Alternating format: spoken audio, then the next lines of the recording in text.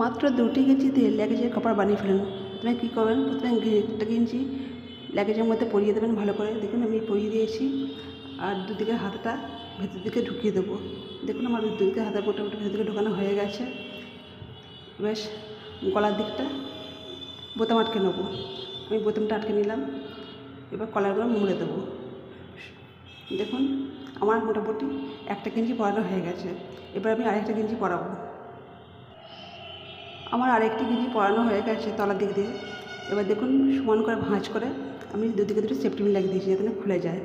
এটা থাকবে নিচের দিক।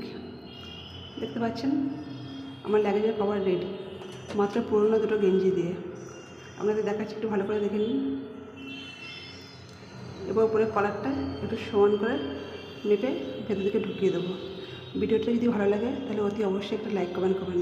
আজকের মতো ভিডিও এই পর্যন্তই। ধন্যবাদ, টাটা সবাইকে।